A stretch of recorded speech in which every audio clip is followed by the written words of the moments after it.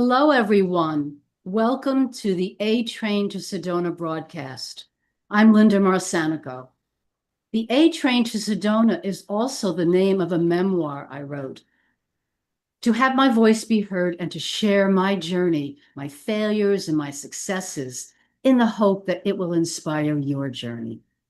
You can buy a signed copy on my website at lindamarcanico.com on Buy the Book page. You can get a regular copy from Amazon, Walmart, Barnes & Noble, and bookstores. I also have a free gift for you. I call it the cheat sheet for high vibration living. 7 exercises designed to keep your energy vibrant and in the present moment. I'll highlight today the meditation. A 2 or 3 minute meditation can take thoughts out of your mind. And these thoughts interfere with our being quiet, relaxed, and multidimensional. You can download a free copy of the cheat sheet on my website at lindamarcanico.com. I have 2 disclaimers. One, that this broadcast does not establish a professional relationship. And 2, that the opinions expressed here do not necessarily represent talkradio.New York City. Today, my guest is Pati Hoyt. Pati Hoyt is a heart-soul ascension healer, intuitive life coach, retreat facilitator, energy worker, and the creator of the Heart Soul Ascension Method. After 25 years of living with chronic physical pain and emotional suppression, she discovered that true healing begins within.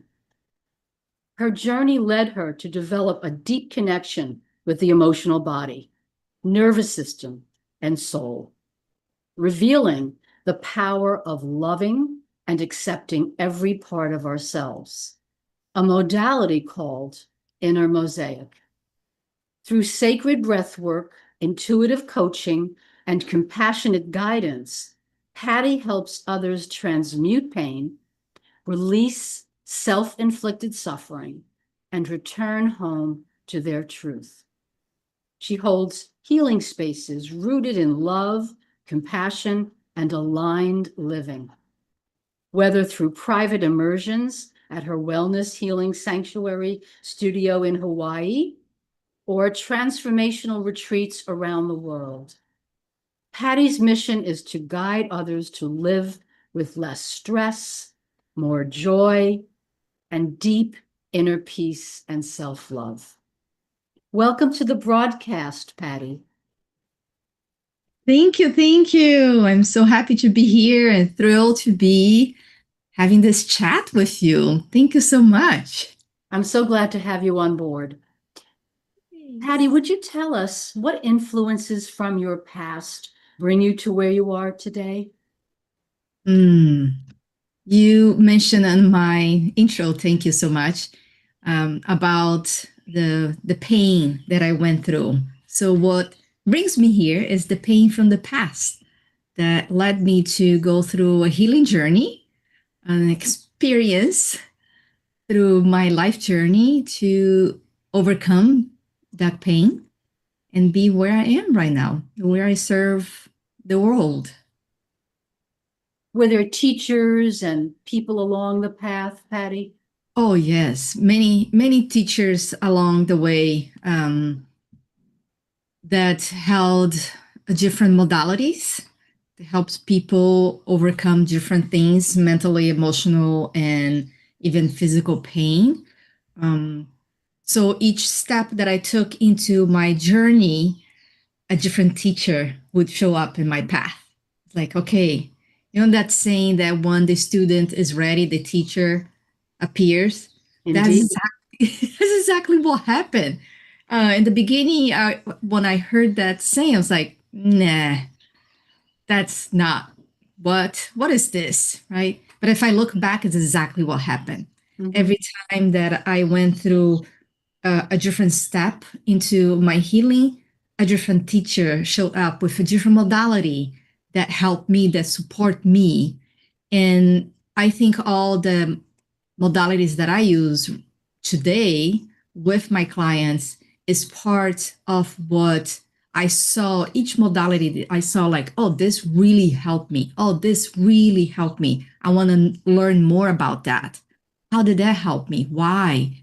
So then I went into learning more of the modality. Initially, it was for me. I never thought that I was going to actually use those as a tool to help others. I wanted to go deep into that modality to help me go Mhm. deeper into my healing. And lo and behold, many years later, I'm utilizing those tools to help my clients and people around me. Yeah. Is there one teacher that stands out? There's different teachers that made a difference. Let me start with the first one was Eckhart Tolle, and with his book of the New Earth. Mhm. And I remember attending a book club of that book with Oprah live. There was a book club live, so we would read a chapter, and then the next week they would come live and have Q&A with hundreds and hundreds of people.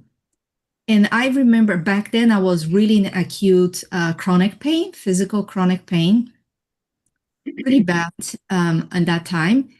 And I remember he wanted us to sit still and in meditation, every day. And I remember thinking to myself, like, are you crazy? I cannot sit still. My body hurts. And then a lady had an opportunity to ask questions. She had arthritis. And she said exactly what I was saying in my head. It's like, I'm in pain. I'm in excruciating pain. How can I sit still? And he said, there's one part in your body that is not in pain. Is your nail in pain? And she said, no. Can you just sit for a few seconds and focus on your nail, on that part of your body that is not in pain? I was like, oh, my nail is not in pain either. It's in that part of my body that is not in pain. Right? So that took me to start to think that, oh, maybe I can meditate. Because in my head, no way I can meditate because I cannot sit still for too long, right? Because of the physical pain. So that, like, the little key turn to Yes. see a different possibility. Yes, it's wonderful to have those other possibilities to give us choice and hope and direction. So tell me, what is the role of spirituality in your life? Hmm. At this moment in my life, it's a big role, different from the past, which it did not have any role in my life. We talked about in this role that you're in and I am in, we talk about body, mind, and soul and spirit, right? So how can we get that in alignment? For me, back in the day, my body was one thing, and in my view, that was defective. I asked God, can you take it back and give me a new one? Because this came through defective. And then my mind was a completely different, a separate thing, which created so much chaos.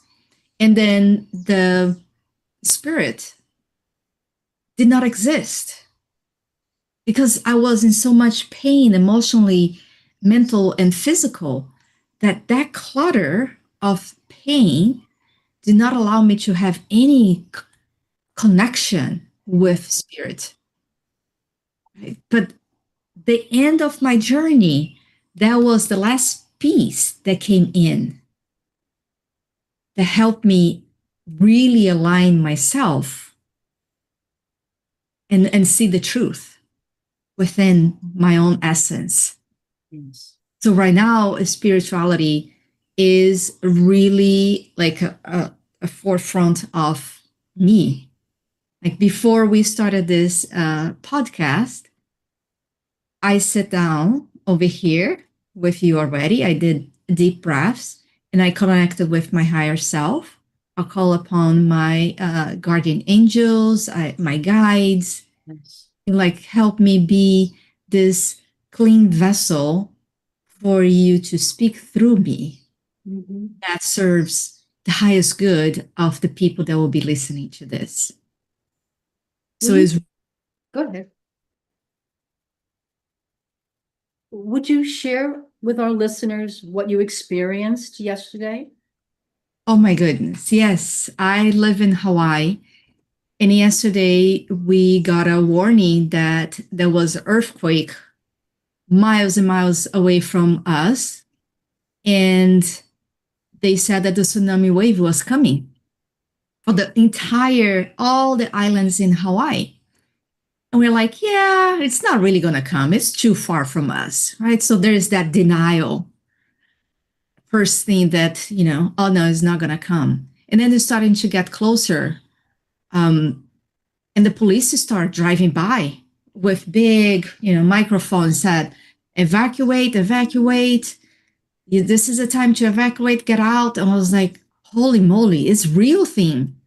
Where are we going to evacuate to? And then I start packing up all my clothes and food and a bag for my cat.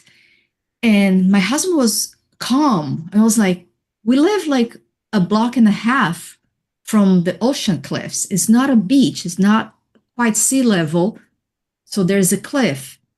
I was like, well, if it's a big wave, that cliff is not going to protect us. We're just a block away from the ocean. And it was stressful, to say the least. It was, but I went into my guides and asked, like, what is up? What is here for me to know? My husband is very calm, and I wanted to be angry at him. I was like, don't be this calm. Police is here. I was like, wait, what is the balance here Yes. between what the authorities is saying to do because that's their job, and can we see the analysis that my husband is doing, like this is how big the wave is going to be, this is how big our cliffs are.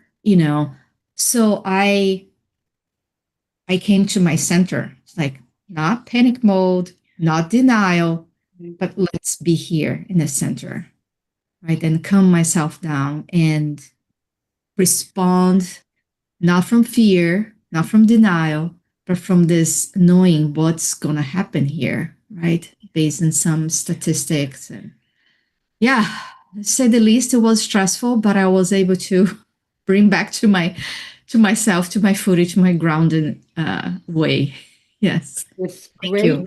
yes, with great centering and grounding. You texted me last night, and I got the text this morning, and I prepared a solo show. And then you texted me back, I can do it about an hour before broadcast. I was so excited that you would actually be here Thank for this you. time slot. And I think that your spirituality speaks highly in the way that you, after that traumatic period, that you could come here and speak from your heart and perhaps channel what needs to be spoken today for our Mm, listeners. thank you. I appreciate that. Thank you for seeing that. Yes. And we're getting ready for a break right now. And I'm thinking to alert our listeners that when we come back, I would like to ask you about a pivotal moment that led you to this healing work. You mentioned that you went to a book club and Eckhart Tolle appeared in an Oprah type setting, and you received some very, what's that?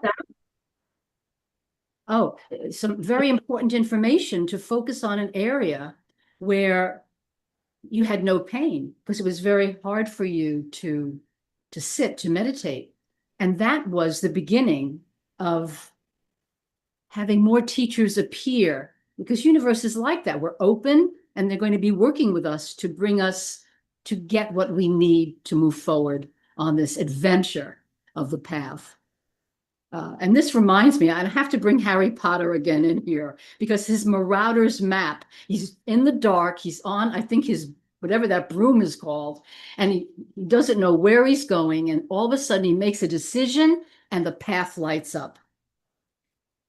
So with that, we'll take a break to come back to hear what Pati has to say about a pivotal moment for her. We'll see you soon. Are you a conscious co-creator? Are you on a quest to raise your vibration and your consciousness? I'm Sam Leibowitz, your conscious consultant, and on my show, The Conscious Consultant Hour, Awakening Humanity, we will touch upon all these topics and more. Listen live at our new time on Thursdays at 12 noon Eastern Time. That's The Conscious Consultant Hour, Awakening Humanity, Thursdays, 12 noon on talkradio.nyc.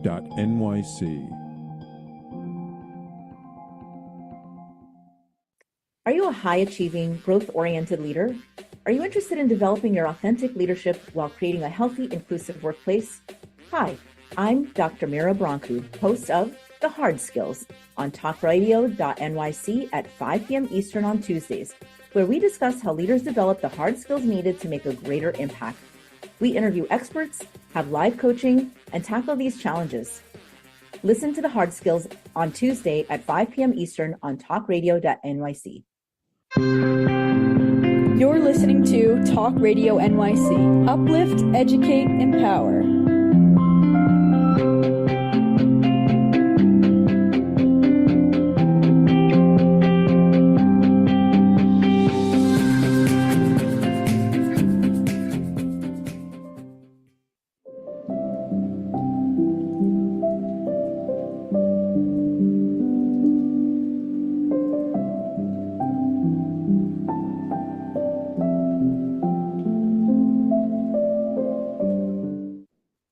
Hello, everyone. Welcome back to the A Train to Sedona broadcast. I'm Linda Marsanico with my guest, Pati Hoyt. Pati, please unmute yourself. Great. So please share the pivotal moment that led you into the healing work that you do. There are a few pivotal moments. I'm thinking I can talk about maybe the last one. Well, your listeners probably haven't got the full picture of my journey, but I lived with chronic pain for 25 years in my life. And during that journey, I went through different modalities came my way for the healing. And what I kept doing it is pushing myself to do what I had to do, right? What I had to do, quote unquote. And because I had a plan in my life about work, career, and my body would speak louder and louder. And I would just continue to push myself. And it got to a point where my physical pain was so bad, which I had incredible, crazy pain and doctors coming. Like when I was going to university in Brazil, I had nurses coming to my home and injecting me with painkillers and muscle relaxers.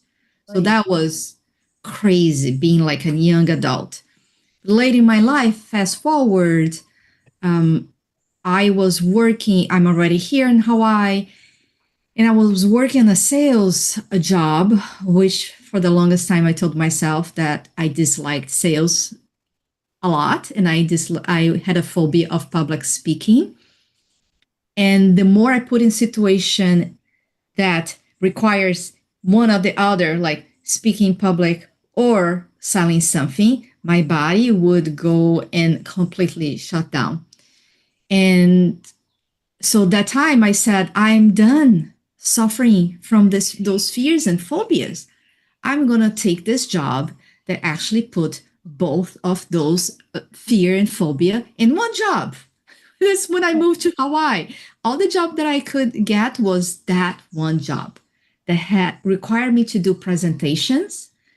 And public speaking wasn't speaking the stage to a lot of people. It can be a job interview for me was a public speaking, right? And that job was for me to do presentations and sell a product. And it's like, I'm going to take this job with an intention to conquer those two things because I'm done being a prisoner of those fears and phobias. I want to be free. And it was the hardest thing that I did because I went face forward dealing with those fears. I put myself in that situation in purpose. And there was a lot of crying. There was a lot of panic attacks. There was a lot of physical pain. And it started getting a little better, that phobia of public speaking. But I was still forcing myself to the point that I had learned my lesson and I still didn't leave the job. I stayed. And I kept wanting to do different things and mimicking other people so I could be more successful. Then I went so far away from who I was. My body starting to speak louder and louder again. And to the point that I almost fainted while I was driving the freeway. Funny thing that I usually say is that I had to pull over the freeway because the pants that I was wearing at that time was making my belly, because at that point was in my belly, the pain. It was so bad that I started getting lightheaded. I was like, oh my God, I'm going to faint. Let's pull over. And the pain was still there. I had to get out of the car, took my pants off, and came back in the car. And I text my husband, okay, honey, I'm in the car on the side of the freeway wearing just my panties. Cross the fingers that no police car is going to stop by. It's like, what? So when I got home, he said, okay, now you are risking other people's life, not only your life. When are you going to stop? And that was like a wake-up call for me. It's like, he's right. And from that point on, I was bedridden. I couldn't get out of bed. My pain was excruciating. And that was a pivotal moment, like something is here that is speaking to me, what it is. What is it? And then first I started listening to my body. What is the pain was telling me that I had been ignoring? To the point that the pain was so bad, it's like, you're going to be in bed until you listen to us. And I started listening and decoding the message that my body was giving me. And from that, I went even like, oh, this job is not the job for me anymore. Oh, I'm so far away from who I am. I don't even know who I am anymore. And that's when the spirituality came in pretty strong, because beyond listen to my body, now I'm leaning to listening to my higher self. What is here that is not in alignment with me anymore? Are you able to share what the decoding sounded like? What was your body saying about the pain? What is like is exactly that. What are you trying to tell me? Yeah. I stop. I'm here. What are you trying to tell me? In my body, I also include my heart. Because it's not just a physical body. Yes, it's a physical body, but it's also the heart. What is my heart saying me? And being in that stillness that I learned a long time ago, to hear that message. Oh, and that was very clear. This job is not for you anymore. That was it, that the job, you needed to look somewhere else for work in a different, gentle place. Yes. Like in the job, I was mimicking other salespeople because they were successful. So I wanted to say what they said, do what they did. Right. So I could be successful. But the more I did that, the less successful I was, because I was not speaking with my own voice. Right. So what is my voice? So I lost my voice in the journey in the job, right? In the beginning, the job was wonderful for me because I did what I wanted to conquer the fear and the phobia. Yes. Then it became something different. You learned what you needed to learn, and Yes. then to move on to something else. Now, you mentioned self-inflicted suffering. What do you mean by that? So with the physical pain, there's the pain from the physical pain or even the emotional pain. There is like a circumstance, a condition, right? And then the mind created an extra suffering. The mind was like mad and frustrated. Why am I with this pain again? Why I cannot go on a walk with my girlfriends? Why I cannot? So my mind was creating this suffering that was beyond the pain itself. Right. The pain itself was a condition, a circumstance that existed.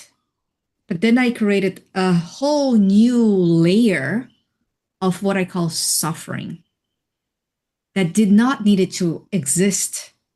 I created that on top of that because I was my mind. And one of the modalities that I study was NLP, neuro linguistic programming, because what is there are words that we are saying to ourselves? What is that we are creating with our words? Right? Words have a powerful energy. Yes. So the more we say, we listen, and then we start believing that. And it becomes this cycle. And I started paying attention to what I was telling myself. What is the extra layer of suffering? What is that I'm creating that it's not necessary here? How hard I was on myself because I was mad that I was in physical pain. I was really mad and frustrated, and I talked myself down. That created even that. It's way from compassion. And I know we're going to talk about compassion, right? Yes. So that's what I call it's any circumstances and conditions that we're in, not just myself with the pain, but whatever is your listenings are in right now. What is the situations and circumstance they're in? That they are creating a deeper layer of suffering. Can we all pay attention to our thoughts? Oh, yes. Words, Yes. that is making that layer, extra layer of suffering? That what I call self-inflicted suffering. Thank you for sharing that. I'm thinking of two things. One, that some Buddhists say that pain and joy both come in. When joy comes in, celebrate it. When pain comes in, don't add suffering to the pain. There you go. Yes. Thank you for saying that. Yes. And it's quite something to be able to step back and listen to what we're thinking, because the thoughts could be rolling around in our mind from childhood. And the first step to changing them is to be able to step back and be in charge of that. So having said that, we are getting ready for another break. And I wanted to ask you, since we mentioned love and compassion when we come back, I'd like to understand how it has shaped your personal healing journey. So listeners, do come back. We're going to hear what Patti has to say about love and compassion and how it figures into her personal healing journey. Were you an essential worker during the pandemic? If you needed to learn stages of epilepsy, did you depend on advocates? Did you use new innovations to cope with mental and neurological issues?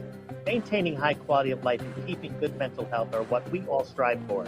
I'm Frank R. Harrison, host of Frank About Health, and each week top healthcare influencers, professionals, and innovators answer these questions and more.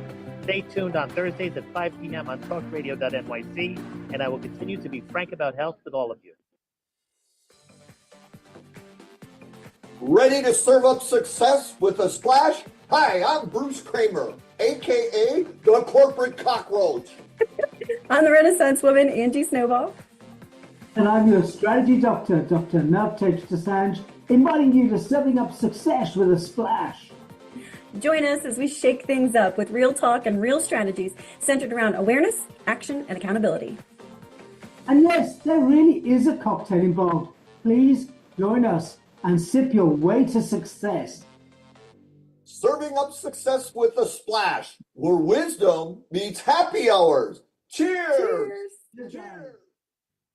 You're listening to Talk Radio NYC at www.talkradio.nyc. Now broadcasting 24 hours a day.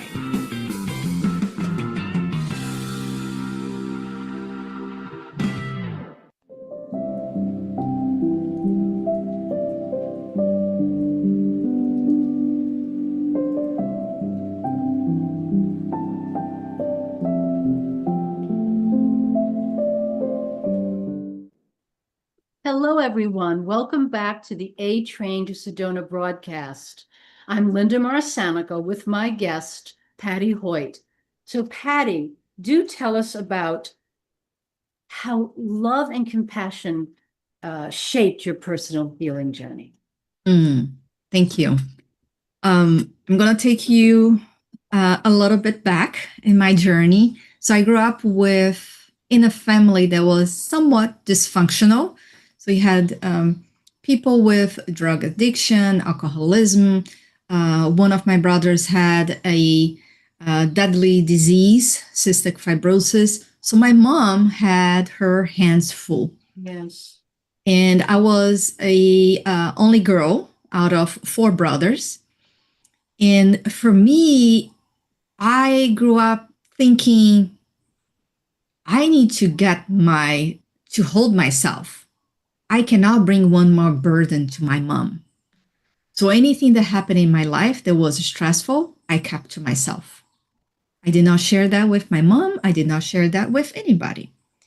So that created that toughness, I would say, like a fake toughness, and did not allow myself to cry. No, I cannot cry. I need to be strong. I need to be tough.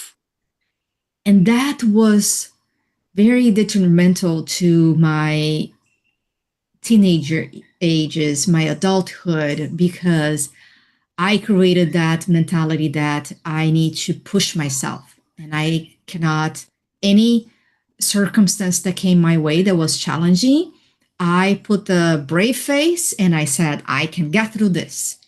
And I did not allow myself to stay with that feeling that circumstance brought up. So I did not allow to feel my feelings at all. And that's another thing that contributed in me having the chronic pain, because I kept everything inside, right? Besides having the fears and the phobias, I also had this, let's keep everything inside and not allow myself to feel my feelings. So that's not very compassionate towards myself. Well, the opposite. I was very tough and towards myself and not really loving. When I was sad, I did not allow myself to feel sad, to feel frustrated, to feel angry, like in a healthy way. So later on, I noticed that, and my mom actually is the one that pointed out that I did not allow myself to cry. And because there was a stressful situation that I was like, the tears came down and I wiped my tears. And she raised her voice. She never did. She always talks very soft. And it's just like, let your tears come down. And I was like, whoa, what was that? It's like, honey, please don't be me. It's like, what are you talking about? It's like, I grew up with a military father. We couldn't cry. And as an adult, I don't know how to cry. So please do not be me. Allow yourself to cry. And I was like, whoa, that was the first time that I realized that I didn't allow myself to cry. And I went on a journey to teach myself how to cry again and allow myself to, it was okay to cry. I had to undone so many things that I did to myself, Yes. programming that I inflicted in myself. Growing up in your family. Yes. You You learn, know, internalize. yeah, I internalized, right? It wasn't that she or my father told me, don't cry, right? It was myself. They're like, I'm not crying here. She has a lot in her plate, you know. So fast forward, the journey became to learn how to cry, learn how to, it took me a long time. It took me years to see that crying was actually a good thing. It wasn't a bad thing. It resets the brain, it refreshes us. We have the tear ducts for that purpose. Right? A And great one of the modalities that I'm certified in, it was the modality that helped me cry the most. I spent years trying to cry and be okay, but nothing took me deep enough. But I needed to go through those things that I was doing and loving compassion towards the urge to cry, to come like, oh, can you cry? Or even sometimes forcing myself to cry. I put a very sad movie so I could cry. Yes. You know, in the beginning was that way. But after years, a modality called breathwork, which I have been hearing about, like, but what is that? Is that a class that you take, like a yoga? So eventually it came to me and I took a class. And as I was there, laying in my bed, it was an online class, laying in my bed for 1 hour, I cried so much that I thought I was not going to stop crying. And he brought us back, and I was like, what happened? What did just happen? I cried so much, and I was just laying down and breathing. I was like, hold on, I need to understand what physically, emotionally, spiritually just happened here. And that was the reason why I went into the training, the facilitator training, because I wanted to learn more. Yes. Why that happened to me. And not even thinking that I was going to utilize that with my client. I was, with all the modalities that I study, first I studied for myself because I wanted to help myself. Right? And then I learned, and then through that, attending different classes with my instructor, my mentor, I had major spiritual encounters and experiences, right? That it was like, what is that? I just saw this, I just heard this, I just experienced this. So I had so many spiritual experiences throughout my journey with breath work that's when I went deeper in spirituality. I couldn't deny anymore. The breath is so powerful in bringing us to our multidimensionality. So at this point, was there any pain in your physical body? It was still pain in my body. Not as bad as it was before, but it was still pain in my body. Not as a chronic pain. The pain would come and go.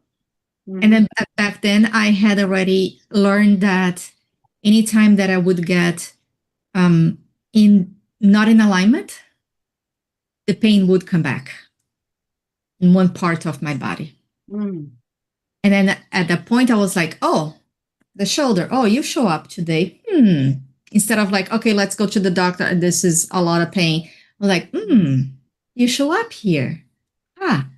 What are you trying to tell me? What is it that I'm doing right now that is not in alignment? And then it would speak to me. I would hear the message. And then the pain would go away.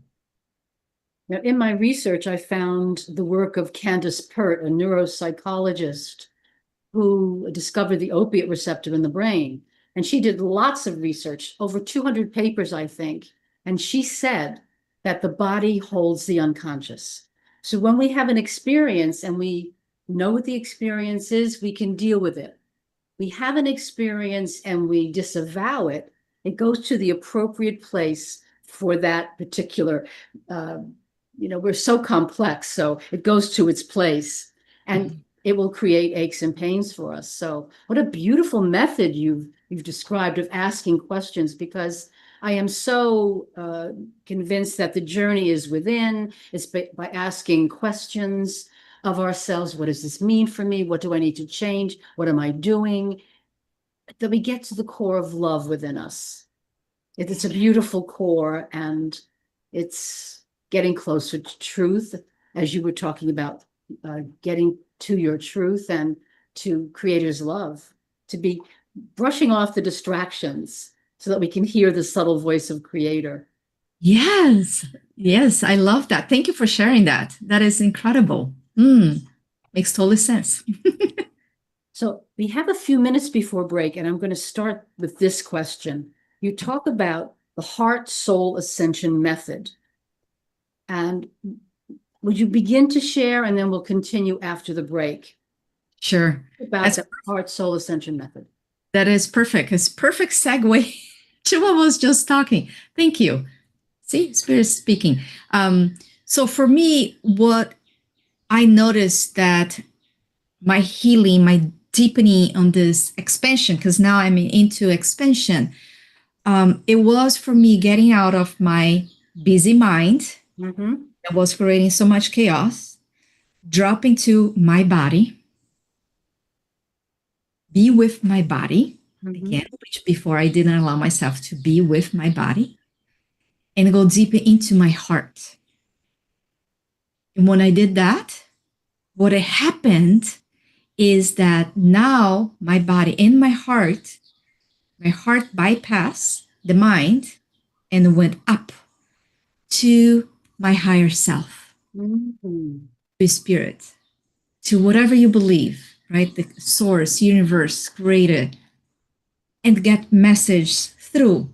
So basically, for that moment, it bypassed the gatekeeper, which is the mind.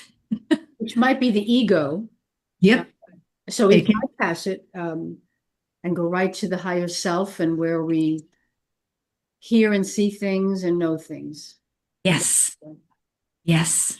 So that's exactly what it came to unfold, is that the heart soul ascension is for us to come down the mind, come back to our body, into our heart, so we can hear our heart's desires, and then bypass and hear our soul's calling and hear our higher self.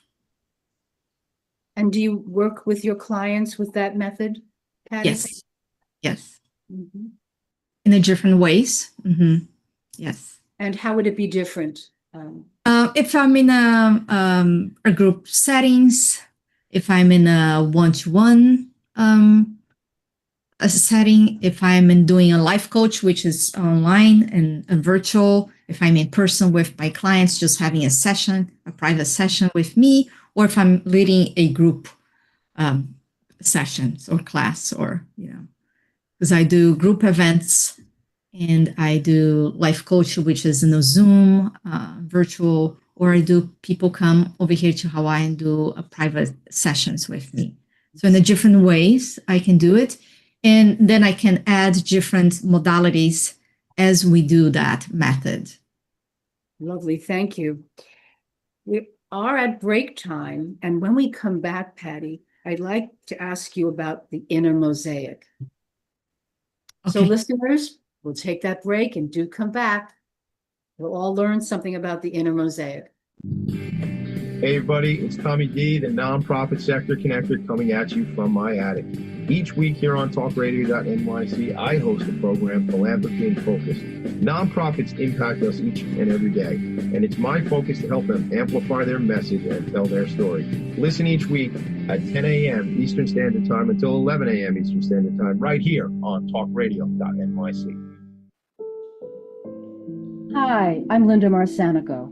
The A Train to Sedona is a memoir about my journey to love and compassion. It's also the name of my new broadcast on Wednesdays at 12 noon. When we are spiritual, we embrace possibilities and ideas, which strengthen our mind, body, spirit, health, and wisdom. On the A Train to Sedona broadcast, I plan to interview guests who embrace these expansive practices. Join us on Wednesdays at 12 noon on Talk Radio New York City. You're listening to Talk Radio NYC at www.talkradio.nyc. Now broadcasting 24 hours a day.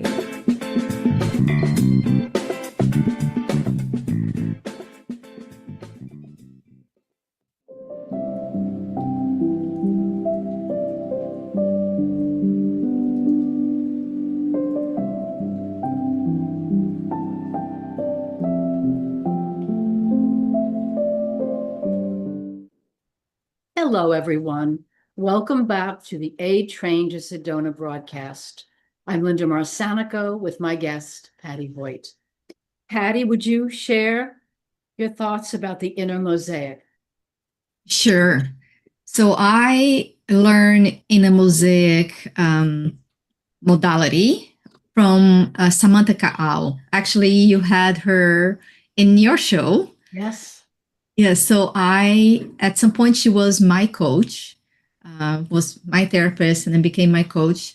And she created this modality, and she was doing with me, right, that modality as we were in sessions.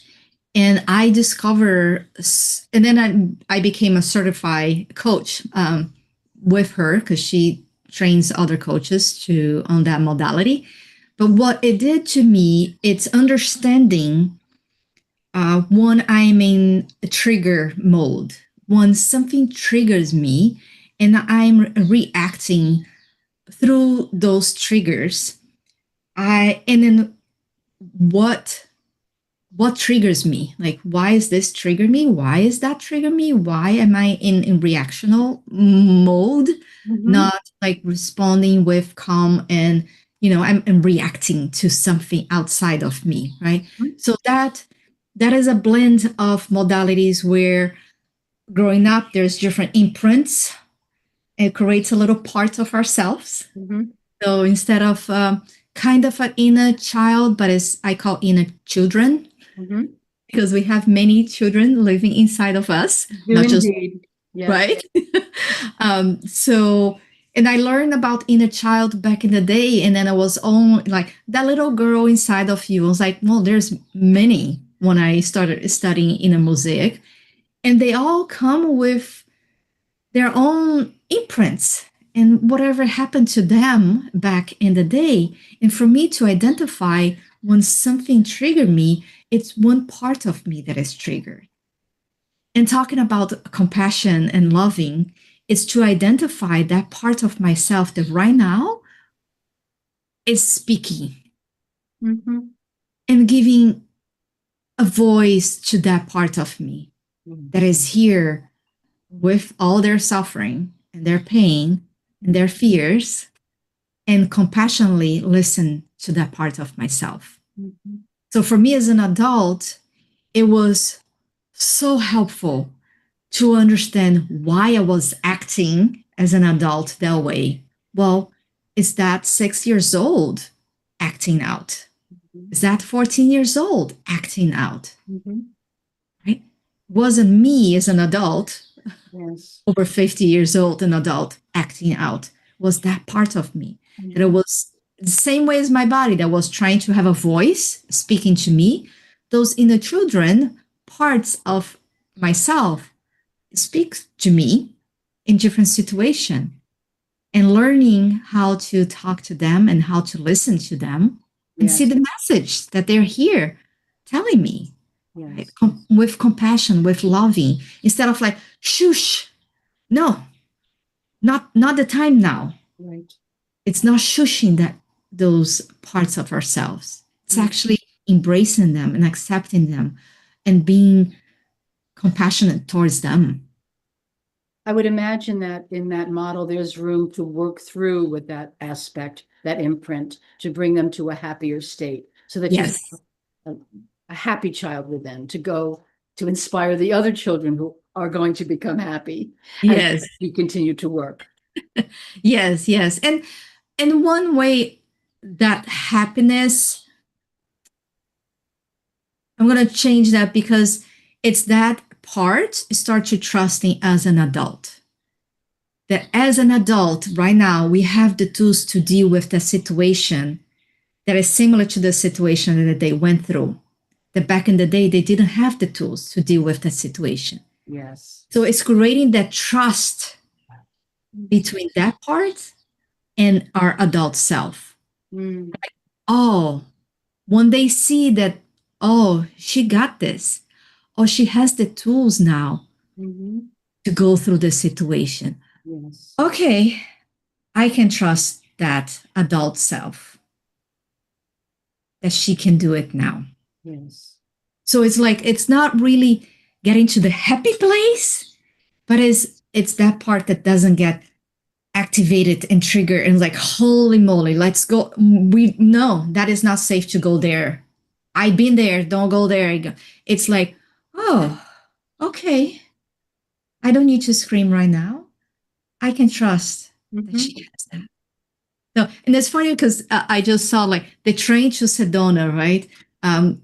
What we say is like a bus. We are driving a bus, and in the back of the bus, there are all parts of us that got imprinted throughout our life. It's there with us. So we are driving all parts of us with us. And now it's like being in a train, and all parts of us is in the train.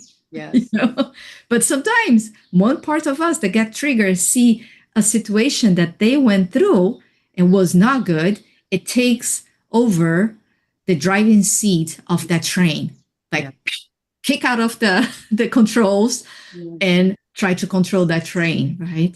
So it's creating that trust that we are not in the same situation, that we're in a similar situation, but now we have the tools to deal with that right now in this moment. Right. Now, thank you for that explanation, Patty. As an energy worker, what modalities, energy systems do you embrace? Ooh, well, in a mosaic, like we're saying, Reiki, I'm a Reiki master. Also did another energy work here in Hawaii called Huna, Huna. Yeah. Huna, which has, like Reiki has symbols that we work with. Huna also has different symbols. So I learned that modality, energy work as well. So when I do breath work with somebody, I'm also doing energy work. I'm clearing what is stuck in them that it's disaligned, right?